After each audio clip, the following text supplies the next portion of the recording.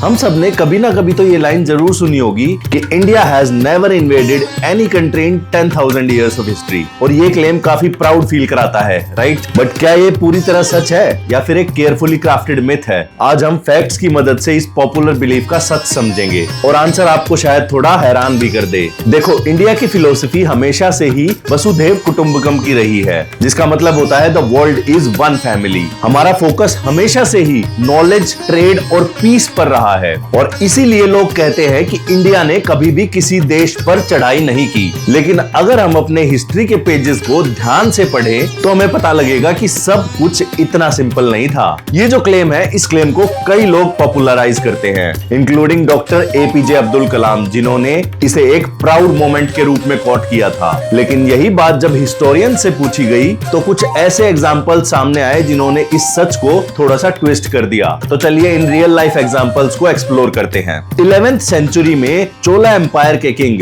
राजेंद्र चोला one, उन्होंने एक बड़ा नेवल कैंपेन लॉन्च किया था साउथ ईस्ट एशिया के खिलाफ, और 1025 एडी में उन्होंने श्री विजय एम्पायर, जो आज के इंडोनेशिया और मलेशिया के पार्ट्स में था, उस पे मिलिट्री एक्सपेडिशन किया था और कई रीजन्स को कैप्चर भी किया था। लेकिन उनका जो मेन एम था वो सिर्फ ट्रेड रूट्स पर कंट्रोल और रीजनल डोमिनेंस का था, ना कि वहां की लैंड को एक्वायर करना। हालांकि ये सिर्फ एक ट्रेड विजिट नहीं था, प्रॉपर मिलिट्री कैंपेन था जिसमें इंडियन नेवी ने अपना पावर दिखाया था। अब क्वेश्चन ये है कि क्या ये एक रियल इन्वेजन था? टेक्निकली बात करें तो हाँ, ये एक रियल इन्वेजन था, क्योंकि ये एक मिलिट्री एक्शन था किसी फॉरेन टेरिटरी में। लेकिन कोई लैंड वगैरह एक्वायर तो हुई नहीं थी, कोई किंगडम को एक्वायर तो किया ही नहीं गया था। और हम इंडिया के बाकी 5000 से भी ज्यादा सालों के इतिहास को देखें तो ऐसे एग्जाम्पल्स बहुत ज्यादा रेयर हैं। हो सकता है और हो भी ना। इंडिया का ज्यादा फोकस डिफेंस और कल्चरल एक्सपेंशन पे रहा, ना कि लैंड ग्रैबिंग पे। हिस्टोरियंस खुद कहते हैं India was more into cultural influence than political dominance. तो ये जो क्लेम है ये 100% फॉल्स भी नहीं है, पर हाँ, एब्सोल्यूट ट्रुथ भी नहीं कहा जा सकता। दोस्तों, हर मिथ में थोड़ा सच और